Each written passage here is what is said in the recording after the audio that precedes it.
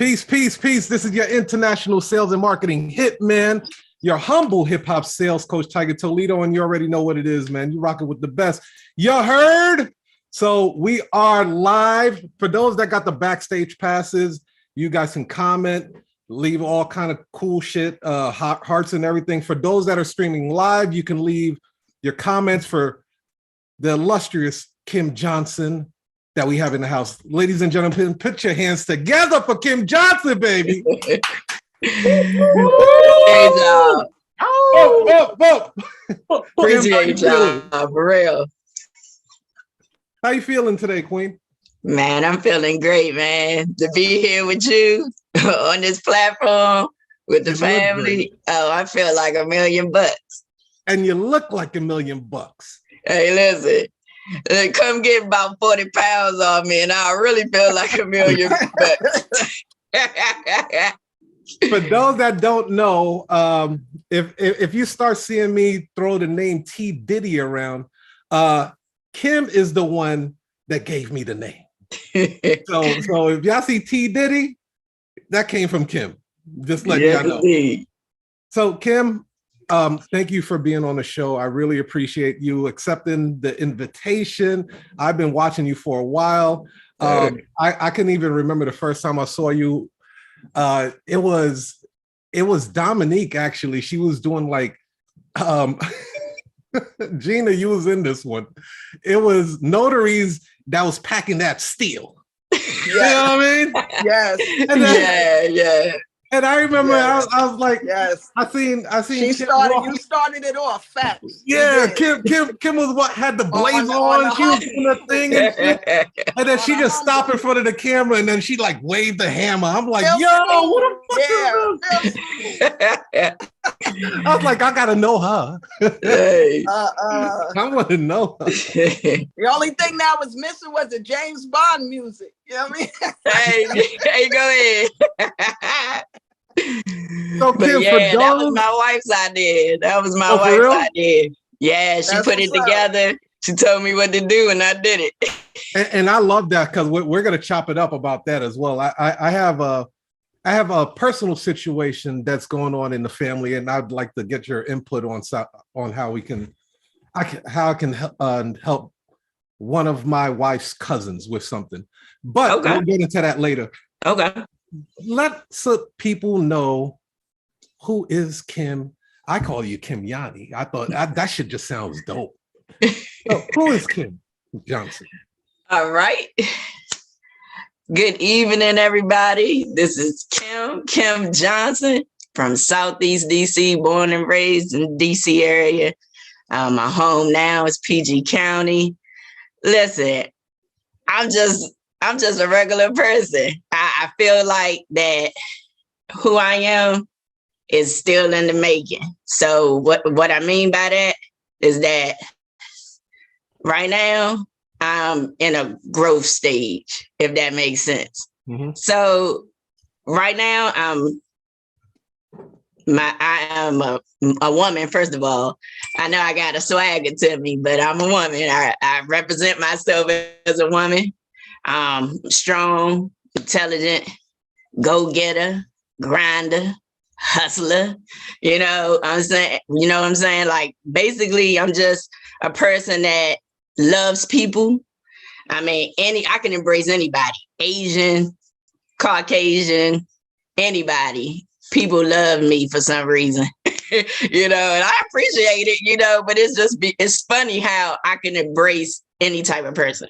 So I'm for the people. I love helping people.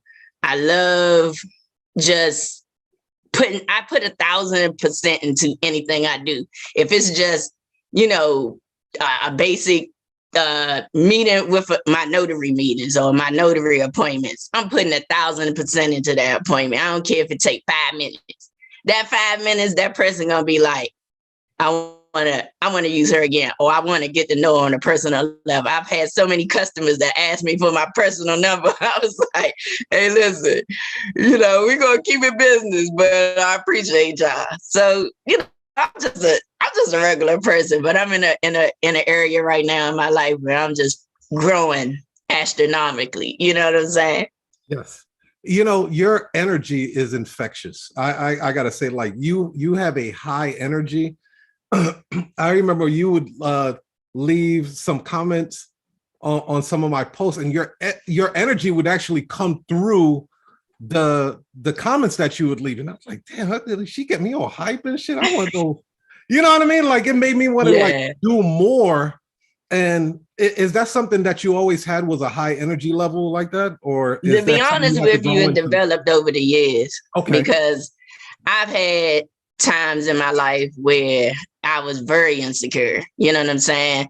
In my early 20s and stuff like that. So I really didn't have a voice, you know what I'm saying? Okay. And it was because of my mentor, my other mother. She walked me through that, you know, to break those insecurities and be able to find out who I am as a person. And I found out that I'm a high energy person, you know what I'm saying? I just had different things, different roadblocks from, you know, coming up, growing up, situations I've been in that kind of put, you know, me in a shell. But once I started dealing with those real life issues, I discovered myself, and I discovered that I'm a high energy person. So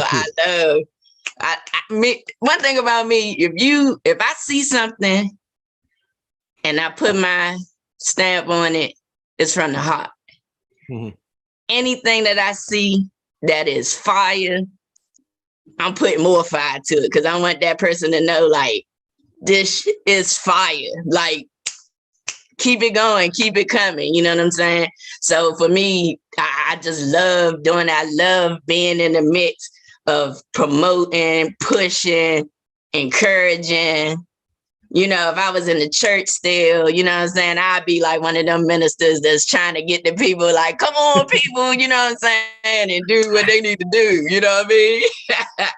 But, you know, I got street ministry, you know what I'm saying? So, yes. I might not be, you know, active minister or nothing in the church, but I got street ministry. So my street ministry bring people together, you feel what I'm saying? So, I love it. I love it. So let me ask you this. So you were born in DC, correct?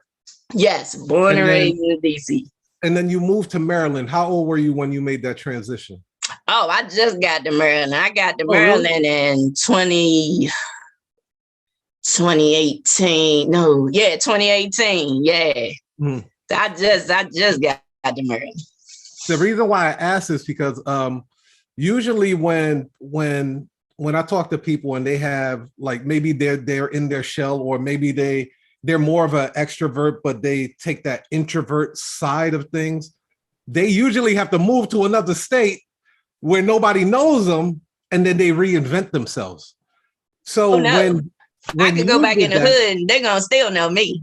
You know what I mean? So I was gonna ask you, how did you get past that insecurity in your 20s? Like you said, you was going through it in your 20s. How were you able to get past that? And what was going on in your life where you was like, okay, like enough is enough. I'm not living my true purpose. F y'all, let's get this. Okay, I can give it to you straight up. Hey, there's no time limit, by the way. Take your time with the story. Oh, okay, no, yeah, because, you know, I get to talking now, so you make sure you be like, time.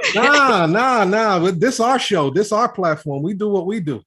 I appreciate you. So for me, I discovered that I needed to do a change in year 2014. 2014. Okay. I was a lieutenant at the time.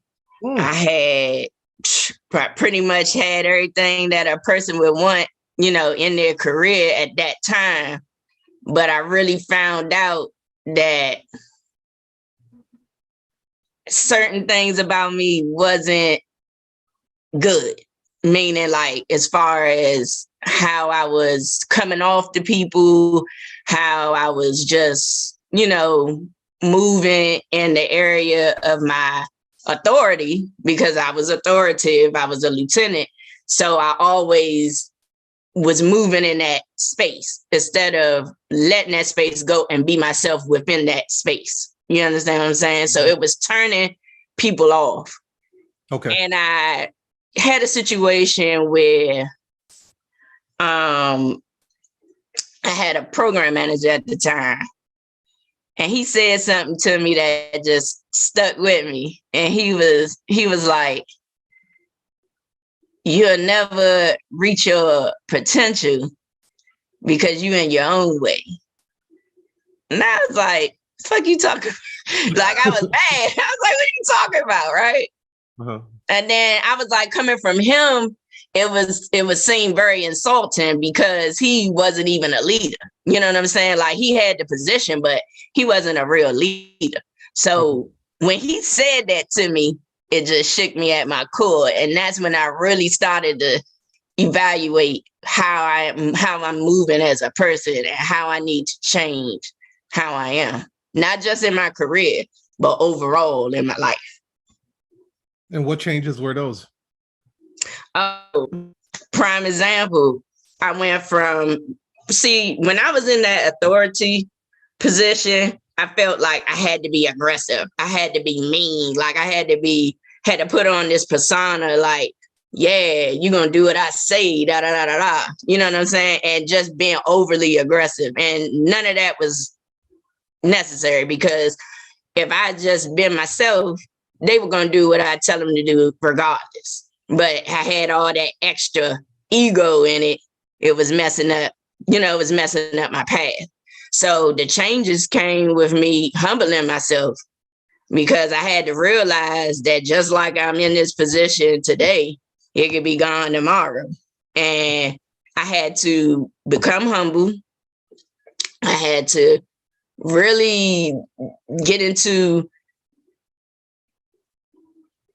like, the anger. Why am I so angry? You know what I'm saying? Because, anger stems from somewhere. Like, you just don't wake up angry. You know what I'm saying? Like, of course, if somebody did something to you that particular moment, then you become angry. But for you to be daily in and out, it got to be something within that has you angry. You know what I'm saying? So I really had to go into myself to figure out why I'm so angry. Like, why am I so aggressive? Why am I so, you know what I'm saying? Yeah. And really, I had to break that stuff down and break it up and break it out. If that makes sense.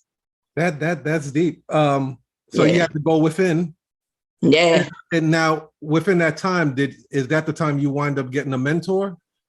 No, well, my mentor was in my life at that time. I got her in 2005.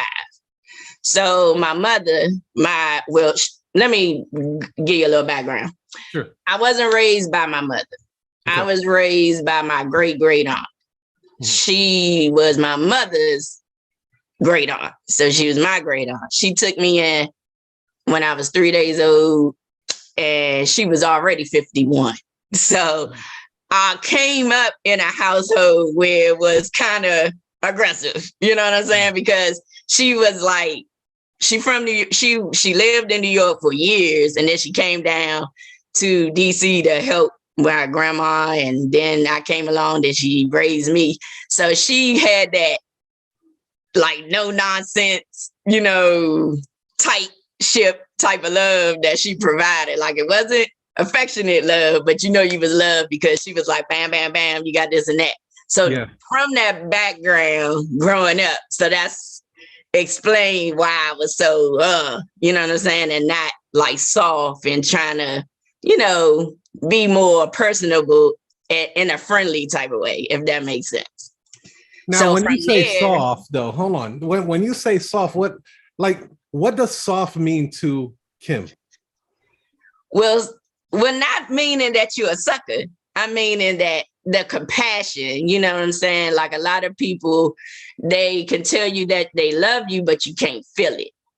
Okay. And when you tell somebody that you love them, you got to feel it. Yeah. But I was always the type of person that was like, I love you and you should just know it because of what I do for you. But I never let people feel it, if that makes sense. Deep. Yeah. Keep going. This I'm loving it. Go ahead. Yeah. So for me, those are a lot of things that people don't realize that they have to dig into. It wasn't anybody doing anything to me. It was issues that I needed to deal with myself and be true to myself and be like, hey, This is what's going on. This is what happened in the past. This is how it's trickling down and holding you up in your adulthood. This is what you need to do to get past it. You know what I'm saying? Because you hold on to stuff and you don't even realize how bitter you are until a situation comes and knocks you on your ass and you like, whoa, where'd that come from? A lot of the times when you experience those type of situations is because of you. It's not because of what the person done. Yeah, a person could have done something, but a lot of times those type of learning situations come in where you need to focus on you and get you together. And then you can be what you need to be to whoever is in your space. So would you say that the aggressiveness was spilling over in different parts of your life then? Yes. And you did see it affect negatively or positively? Because there is a place for aggressiveness and assertiveness, right? Oh yeah. It was just a bit more than what was required.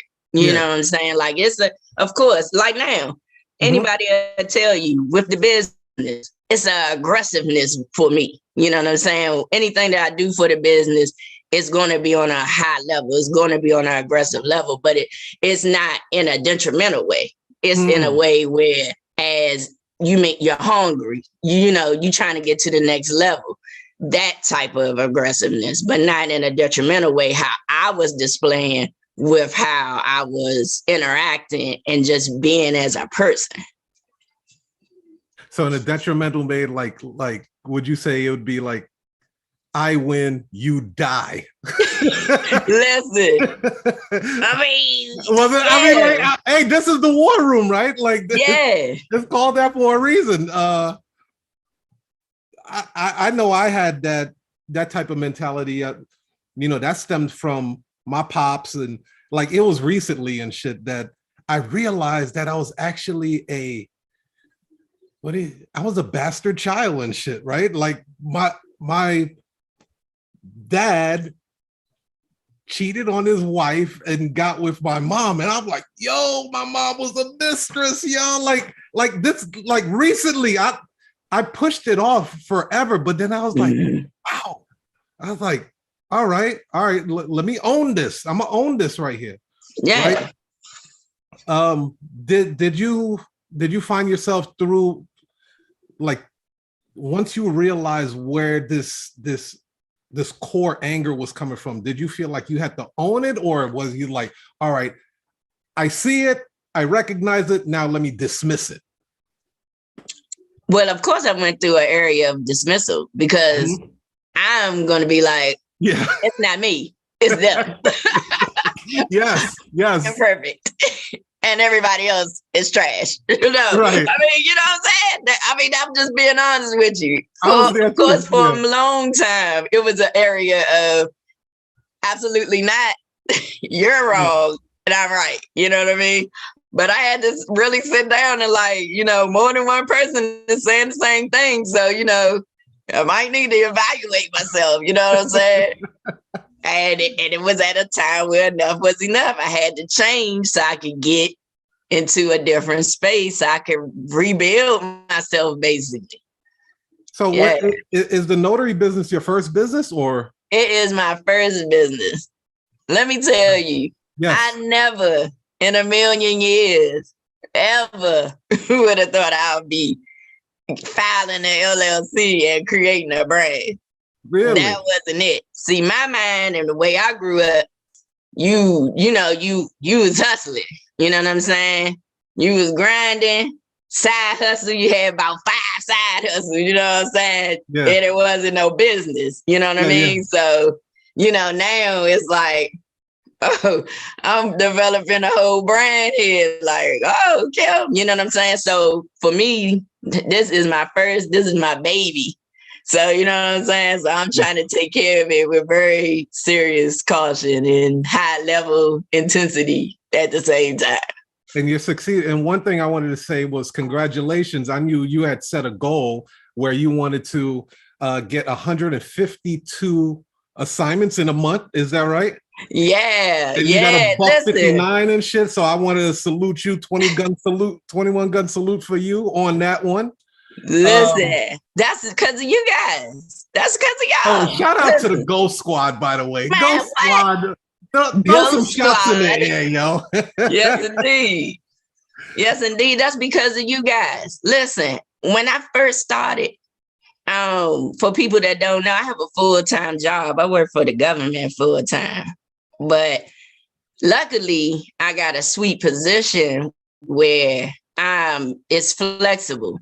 So I could do my full-time and I can dedicate the time that I need to the business. And I always limited myself because I was like, oh, I got this full-time. I better only schedule a certain amount of appointments a day, just so I don't, be working too hard. But then I got with the squad and I just started seeing all these numbers throwing around. I was like, oh, I got to step my stuff up.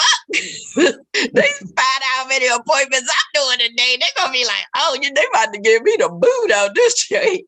So, yeah, I stepped it up and I did that.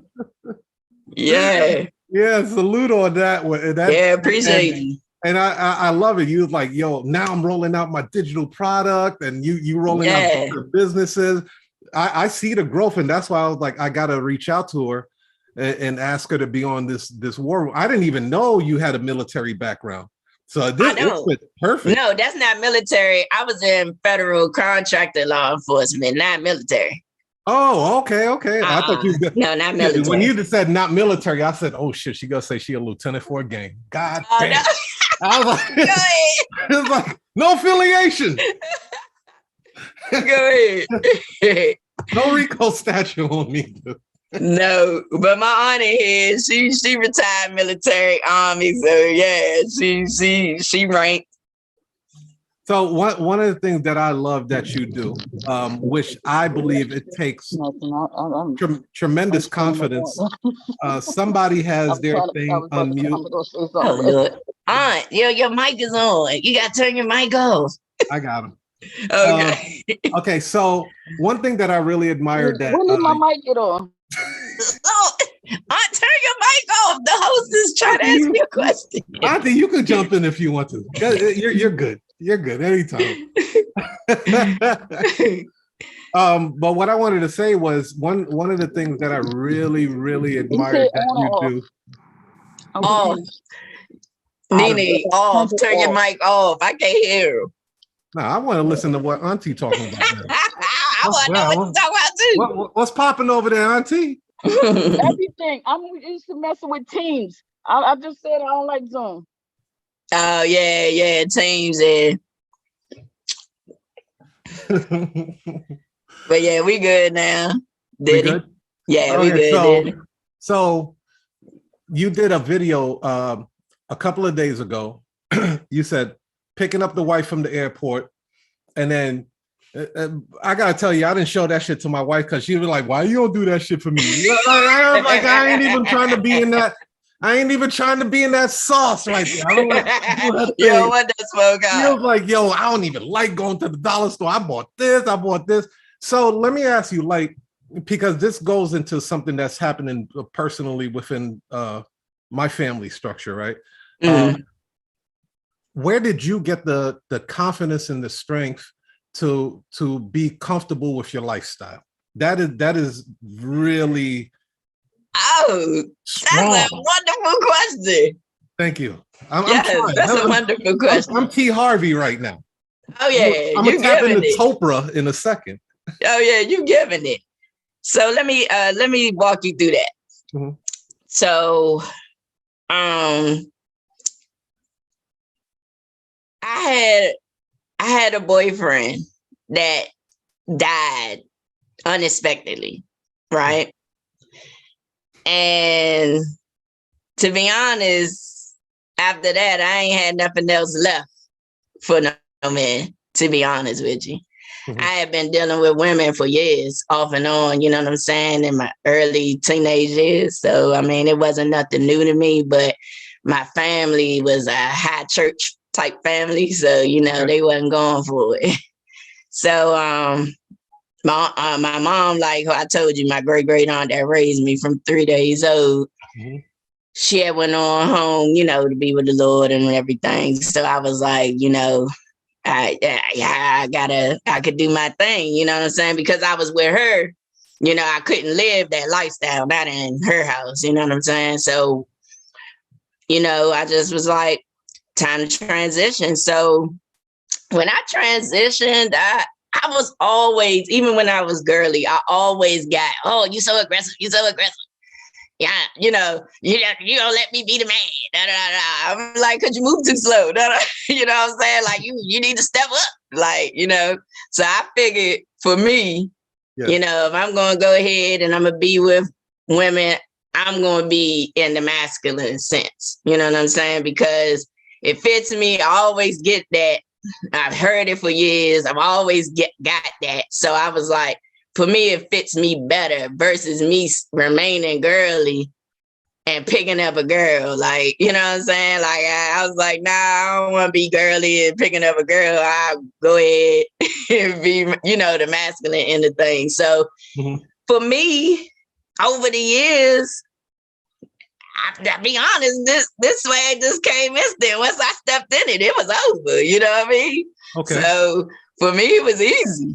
Because I just felt like I was really like, this is me. You know what I'm saying? I wish I could have been like this years ago. You know what I'm saying? Because even to this day, like guys know me from back in the day, guys know me from when I was girly, blah, blah.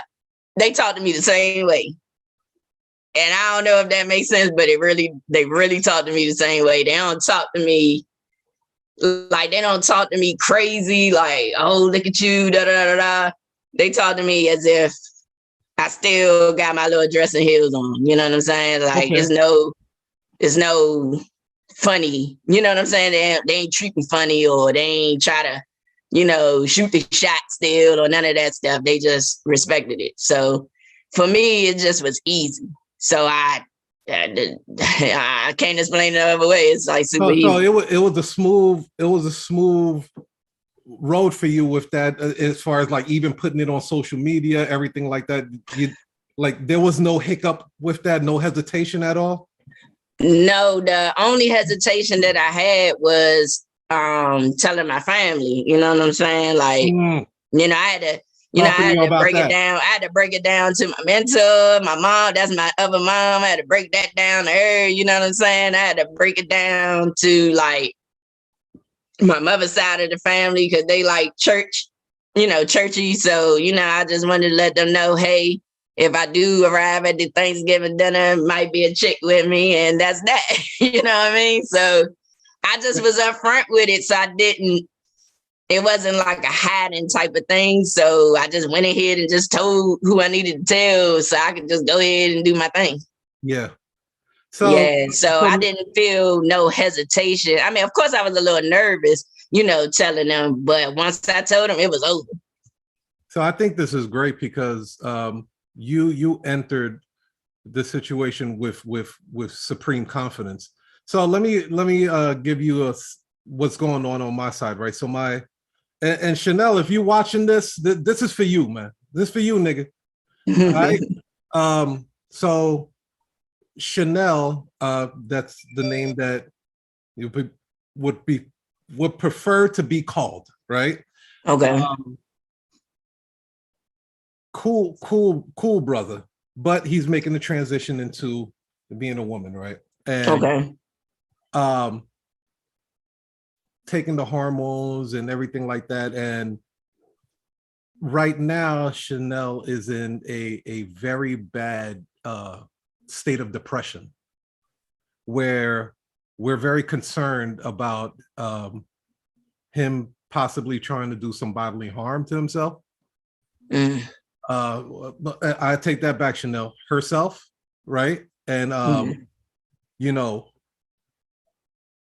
my wife's family never been in a situation like that. So I'm like, all right, you know what?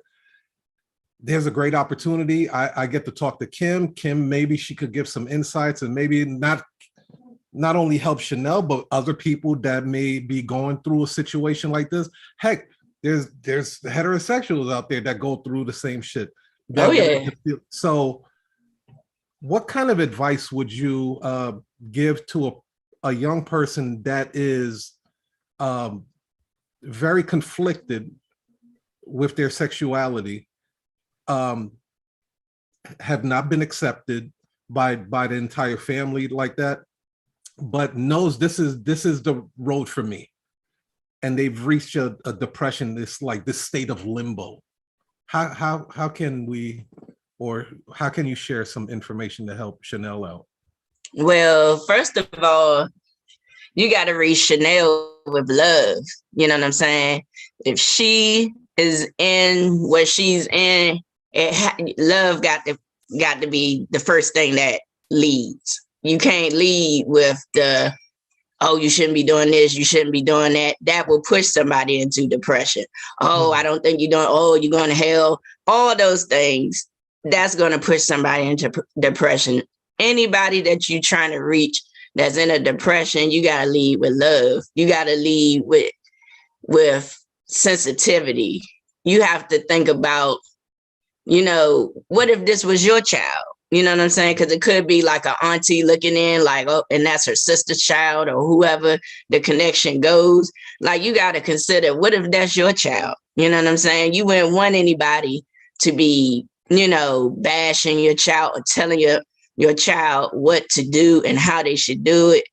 I mean, I would just say whoever is on Chanel's side, to encourage them to push that love and put that concern and show that they care, and not just be silent because everybody else is like, oh, this is wrong, da da da da da. Because that's how sometimes family do. If they got a strong member in the family and they barking, talking about is wrong, or no, we not supporting it and this and that, then the people that actually will embrace Chanel will be quiet because they don't want to look like they going against the grain. You know what I'm saying? But at a time like this, especially if you feel like she's going to do harm to herself, it has to be people that's in her immediate space that could reach her, and you got to love on her.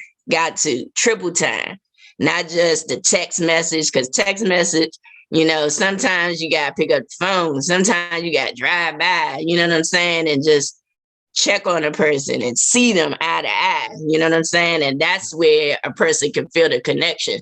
You could text a person and be like, oh, I love you, and da da da da. But if Chanel is going in a state of depression, that text message is not going to reach her. You know what I'm saying? You got to go above and beyond, and you got to find people that's right there that can get to her and show her that love and that compassion, and that just let her feel love. You know what I'm saying? Love, a lot of people be like, oh, love is overrated. But in certain situations, love is what a person needs. Because if you in a space where you feeling alone and you thinking you don't have nobody, that love can come in and rescue you. I know love rescued me. You know what I'm saying? Because had I not opened myself up, because I was hard and aggressive, if I hadn't opened myself up to be able to be loved, to be able to distribute love, I would be unreachable. You know what I'm saying? And that's the thing. You have to go into that place to reach a person, and you got to reach them with love. I believe that 100%. Now let me ask you this, because I think that's fantastic. Let's just say these people are just stuck in their damn minds, they still live back in the days, and Chanel needs to reach down within herself. Is there anything that Chanel could do? Like, let's just say, all right, the world doesn't love me. All right, fuck them, right? Like, you can easily say fuck the world, and then it's me and my wife, we getting it popping. I definitely could do that. Is there anything that we can tell Chanel personally that she could do to build up her confidence and her strength? Is it like, could it be like move to another state? I don't know. But to be honest with you, if she's in a place where she's not really herself, she don't need to move. She need to be connected to, you got to build a connection for her first that help her see that she can go into herself and pull herself out. But a person that's depressed, they're not going to see that. They're not going to, they're not going to see that. It takes a certain way to approach them to know, so they can know that, hey, I can rely on myself, because right now they're depressed and they're going through what they're going through. They're not going to see it. They're not going to feel like they got the strength to get themselves out of where they at. So even if it's going to a professional and having a professional try to assist Chanel, if she's open, but if she's not open to that, then it'll pretty much be like a battle. But I would suggest that, let me ask you this. Is there anybody else in the family that's in the life? Yeah, so the pops ain't really feeling it. The aunt, Chanel's grandmother is accepting. Okay. The auntie's accepting everything. It's just a few of the pockets that like, man, your name ain't Chanel. You was born in this. You know what I'm saying? Like, right. Bringing what would it? Conflicting. Are those her favorite people? If she has a group of people that's accepting her and that's accepting it, the people that's not, are her favorite people? They're just trying to understand why is it affecting. They hang around a lot. So the ones that support her hang around the ones that don't support her. Okay. And that's what I figured. So, that's what I figured. And that's what I was just saying, that you could be around, the people that do accept it, but you get that one that like, you da-da-da-da. Then the other people like, I'ma just accept you in private. You know what I'm saying? Yeah. And that ain't gonna help.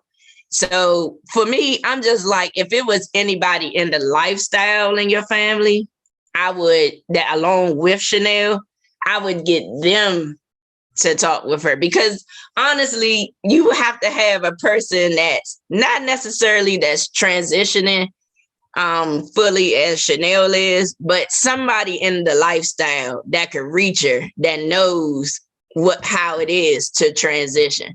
Because just like me, I could talk to Chanel, even though I'm not transitioning into a man fully, but I could talk to Chanel because I have transitioned at one point in my life, and I had to go through the hurdles of that adjustment. So it has to be, it could be someone that's in the family that's living the lifestyle that could reach her, that could talk to her. The people that are supporting her, encourage them to leave a love. Diddy, you a perfect person because you can reach people. I support Chanel. I'd be like, man, you could go on. Yeah, you can reach her and just be like, man, Chanel, fuck all that. Like, for real. It really burns me up when people do that to people. You know what I'm saying? Like, I get it from my end because my family was in the church. You know what I'm saying? And I get that perspective. But if I'm an adult and I'm making my move, you shouldn't have nothing to say. It's not affecting you. Y'all looking at it from the sexual perspective, and that's where you always go wrong. I didn't transition for the sexual perspective only. You understand what I'm saying? Like, and that's where immediately what people think. People think about. They just think about the sexual perspective of the lifestyle. The lifestyle is, the sexual part is not the only part of the lifestyle. It's not the meat and potatoes of the lifestyle. It's just basically how you feel being with a same-sex person, just like how you would feel being with a heterosexual person. It's no different.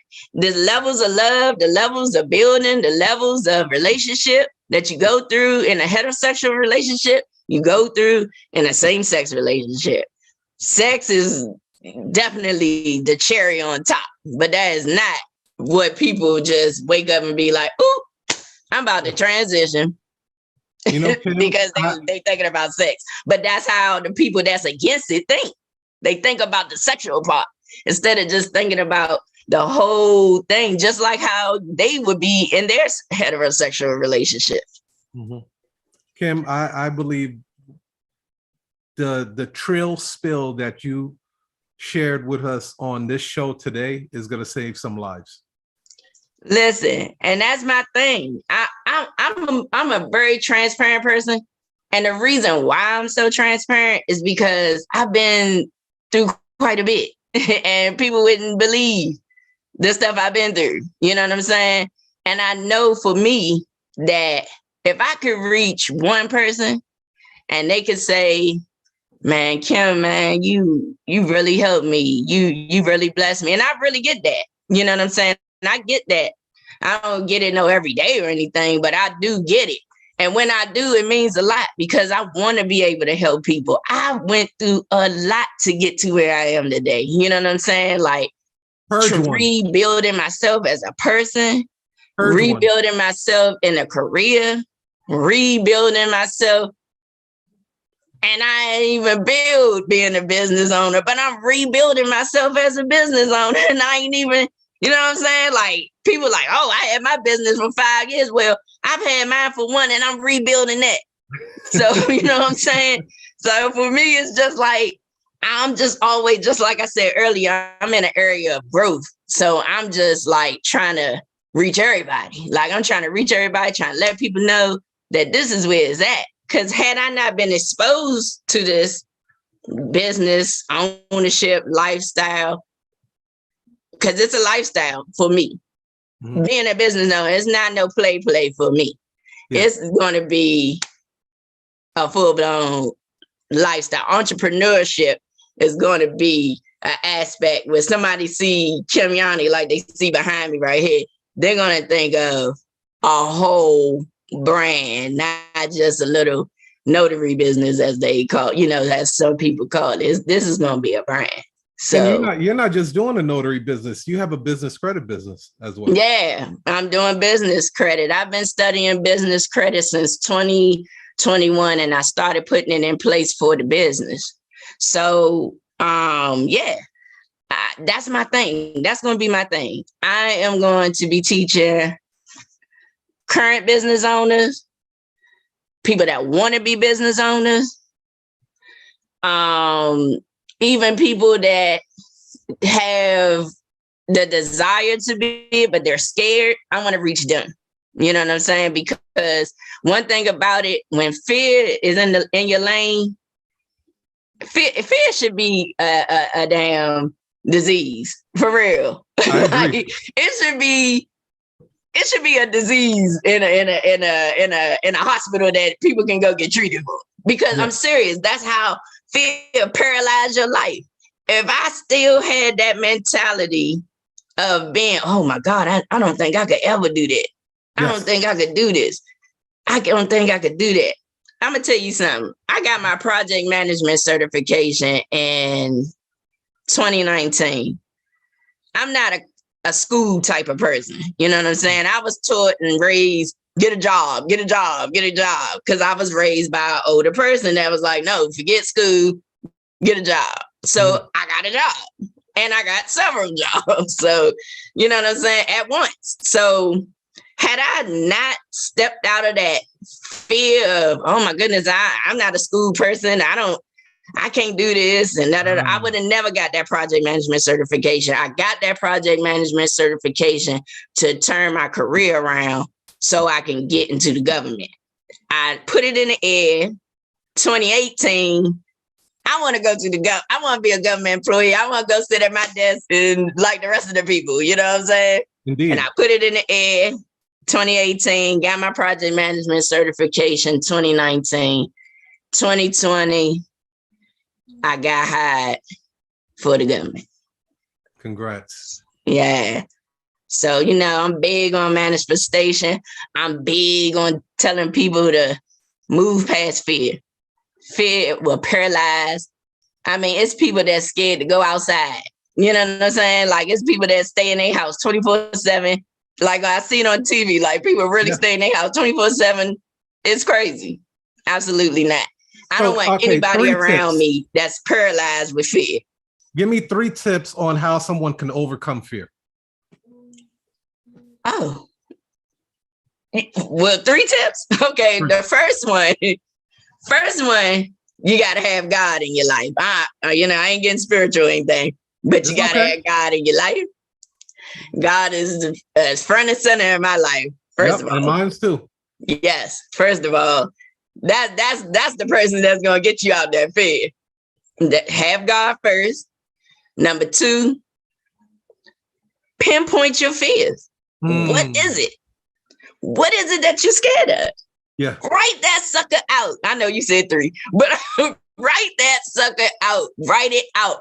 The Bible say, write the vision, make the vision, write it out, make it plain. I ain't no super spiritual person, but I know the Bible say something like that. I'll get it right later on. But that basically it's just saying that you put it in writing, make it plain so you can see it. Because if you don't see it, you can't conquer it. She's butchering the sermon. Listen, I'm just telling you some good stuff. If you don't put it out there, you don't write it out so you can see it, you ain't gonna be able to conquer it. And I'm just a believer in that. Anything that you put in writing and you see it, and it's in front of you, there's no way you can run from it because it's right there. If you in your mind and you just like, you have your thoughts controlling the situation, you like, oh, I can't do this. Yeah. But once you put that sucker down on paper and like, I am afraid of this. I am afraid of that. Da, da, da, da. And then you go back, why am I afraid of this? Then you go, wow, I really don't know why I'm afraid. I'm just afraid. Get unafraid and do it. Like, get past this. That's how I feel. So that's 2. Anybody. Actually, you gave me 2. Okay, I gave you 2. So God. So then write it out. And then just do it. Like, you got to do the opposite of what you're scared of. So if you're scared to cross the street, you got to cross that street. You like, you know what I'm saying? Or, I'm scared of heights. You got to get on that roller coaster and get, you know what I'm saying? Like, I mean, I'm just using that as an example, but people ain't going to get on no roller coaster. But I'm just saying, just the break, you got to do something to break that fear. And that's how you get out of it. So, Kim, we're going to go into the Q&A part. You can ask Kim some questions. Whoever would like to tap in, if you can raise your hand, that would be perfect. But if not, we'll just like unmute yourself and then you can ask Kim a question. Or just show love, throw flowers, all that. Okay, we got LaShawn. LaShawn, you can go ahead and unmute. That's my aunt. Yes. Yeah, I just want to know where you get that smile from. That's that good cook gene right there. Yeah. I think it really you already know.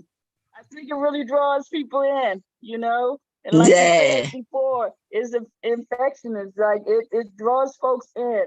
So your personality is it's just on point.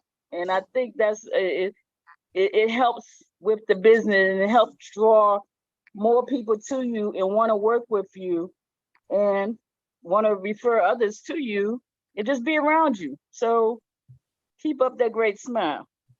Appreciate you, Aunt. Love you. Appreciate you. Yeah, I mean, one thing about me, unless you piss me off, I'm going to be smiling. Like, you know what I'm saying? I'm a Gemini, so it could go right or left at any time. So if I'm smiling, we all good in the hood. You hear me?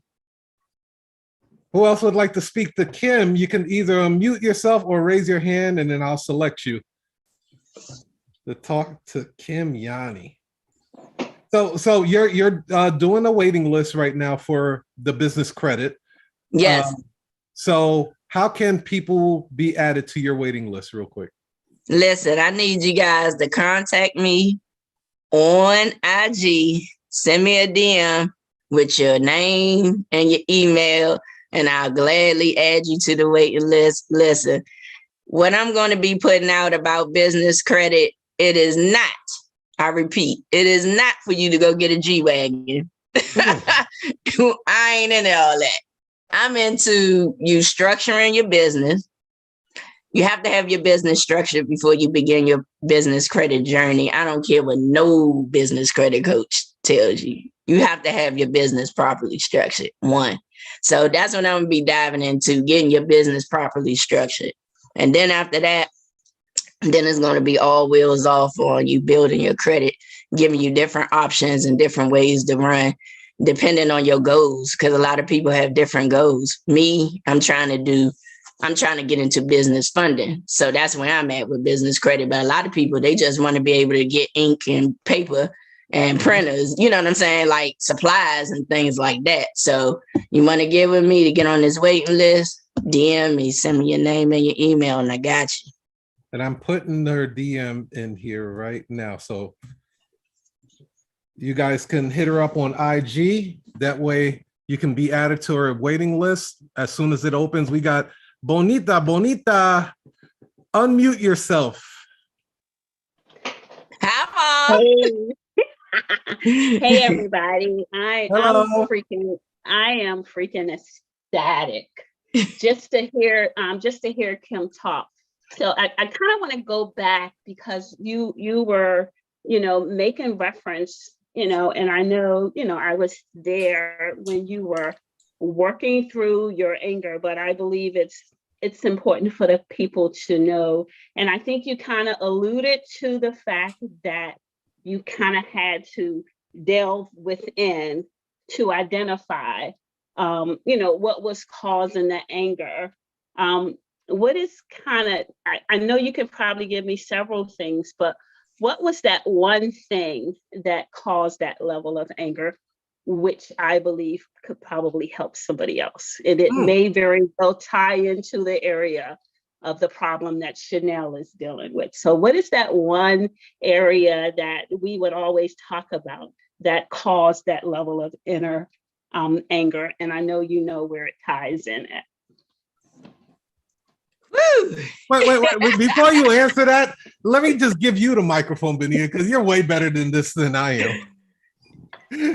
Listen, my mom gonna come in with it. She gonna get into the nitty gritty. Yeah? Nice. You keep it serving. She gonna dig deep. But no, well, honestly, Ma, you know where we at, so I'm putting it all on the floor. I mean, for me, I dealt with a serious area of abandonment. You know what I'm saying? Abandonment created the insecurity of not being loved, not being accepted, feeling like that pretty much nobody wanted to deal with me. And that just came from the way I was raised. So as I shared with you guys, my great aunt took me in at 3 days old. She was already 50 plus when I got on the earth. So she took me in and she did everything that she could. I mean, everything. I mean, she was everything to me, but I was missing parent. You know what I'm saying? I wanted a family. I wanted to be like the kids at my school that had a mother and a father dropping them off to school and not my great aunt. And I wasn't ungrateful. I don't want you to get it like that, but being in that space, being raised by your great aunt and you seeing your friends and, they got their mom and dad, you like, damn, I can't have my mom and dad. So unfortunately, my father, he committed suicide when I was a little girl. So, that was, of course, beyond my control. And unfortunately, he didn't even know about me. You know what I'm saying? I could have saved his life. That's what I feel in my heart. You know what I'm saying?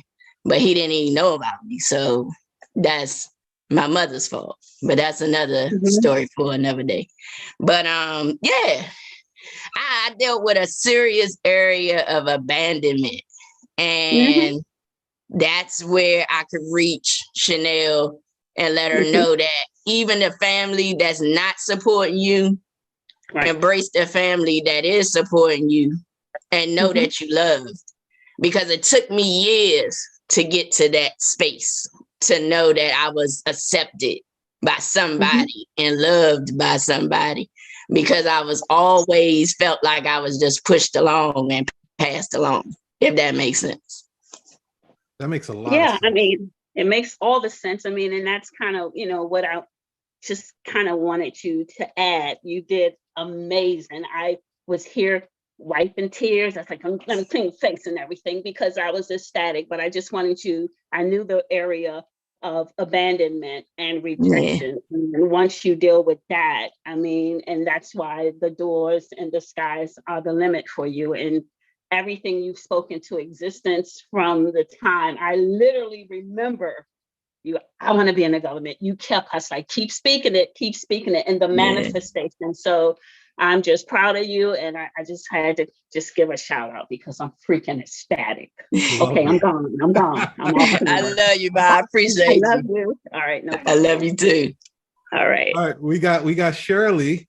Shirley, come on through. Yo, what's up, everybody? What up? Yeah, Shirley, my dog. What's up, Shirley? I'm good. Look, y'all don't want to see me right now, but